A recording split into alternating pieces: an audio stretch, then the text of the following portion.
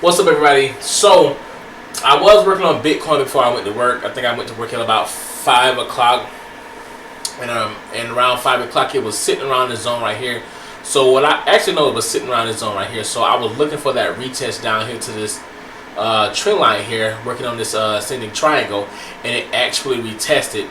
Now, this is the point to where I thought the breakout was going to come through right here when I started seeing somewhat of a profit.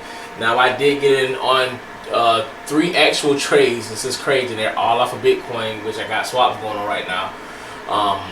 I got in at 60,093. 60,930, 60,624, and 60,604. So each one of those trades have a higher leverage than the last one. So that's the way I got it set up. As Bitcoin started to go down and down and down, and I actually started consolidating, I actually added a couple more trades. Now there's a possibility that I will add one more trade with a higher leverage in all 4 of these, and this leverage here might be pretty goddamn high because I'm kind of gaining towards this 60,000 zone. Now if Bitcoin wants to come down and retest this zone here again, which is 58,230-ish, I do have a buy limit set with that, with a pretty high leverage, and that's one of the things that I'm looking for. Now I don't want to get caught up in a long liquidation, because that could happen. That has happened to me before. I had a trade open on Bitcoin. No, actually I had a trade open on Ethereum, in which I was in that trade for a long time with a relatively decent leverage. I ended up like 3xing my money, which it wasn't that much. It was only like fucking shit. I think it was only like $60 or so.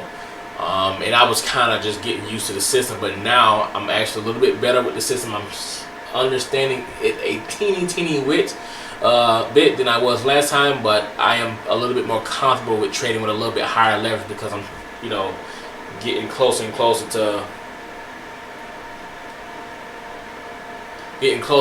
to actually becoming a borderline average trader now, man. Again, I don't give myself too much props on actually being a day trader, because I'm not really a day trader. I work during the day, and I come down here at night and I'm crunching these numbers, and I'm always paying attention to a lot of shit. Again, for example, I do have a lot of monitors down here, but I got some shit up here to where I'm always paying attention to, because my brain runs 1,000,000 miles per hour. So I want to make sure I have all my notes here. I got notes all the way up on the wall there, and this is what it actually takes to be, that independent trader, man. So again, I got enough money in my account to cover all of my trades. If Bitcoin decides it want to flash crash back down to 57, I have enough money in my account to cover that trade. I actually moved $1,500 more over to this platform from Coinbase to make sure I covered my trade. So that's one of the things that I learned. You need to have enough money in there to cover your trades, and I don't want my stop loss hit, because I know Bitcoin is going to go back up. So if I don't have enough money in there to cover my trade, not only does it kick me out of that trade, I will lose all of my money, and then I'm pretty much back starting from scratch.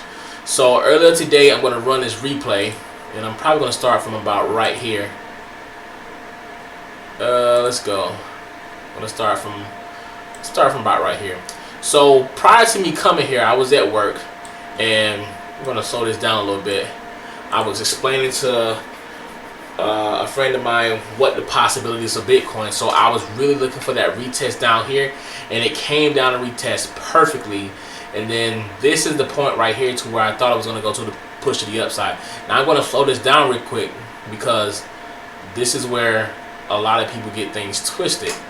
And let me back this up a little bit.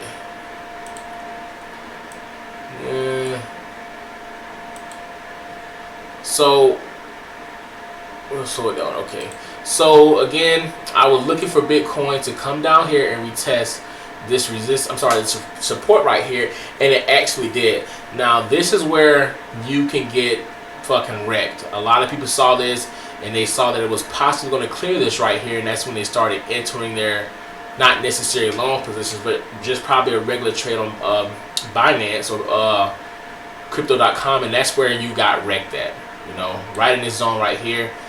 And that is a false breakout. You needed to have cleared a wick and wait for another confirmation before you have taken that trade.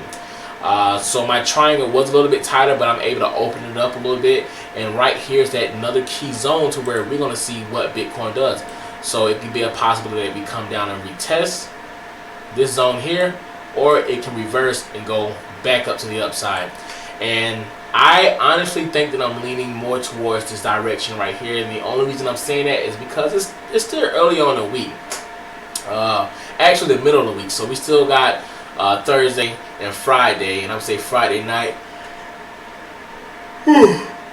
is a possibility that things will break, but I'm not counting on tonight. I mean, we went all day with it pretty much bouncing up and down from 60,000 to 59,000. Man, that shit is depressing when you're sitting there watching it all day. Considering that I trade, I have to look at the charts all day. Not necessarily the charts. I got my watch on all the way, all day, so I can pretty much see the numbers. And that's all I need to see to actually see that Bitcoin is consolidating. So I do honestly think that this is a good key zone. Normally when we got big pull downs like this, we have a nice period of consolidation, and sometimes we have these movements to where it goes up like this and it comes all the way back down, you know. So it didn't do that this time, but it's still a possibility that it could do that for the next couple weeks, or we can break this resistance right here and push to a new all-time, well, a newer high. So hey, that's pretty much it, man. That's all I got for you today. You know, word of advice: if you are trading with leverage on Bitcoin, just make sure you got enough money in there to cover your bets, because it's a possibility that Bitcoin will do one of those flash crashes where it's gonna liquidate those loans, man. But yeah, hey man. But that's it, man. I hope y'all enjoyed the video. Got any questions, hit that comment section below, and we out. Peace.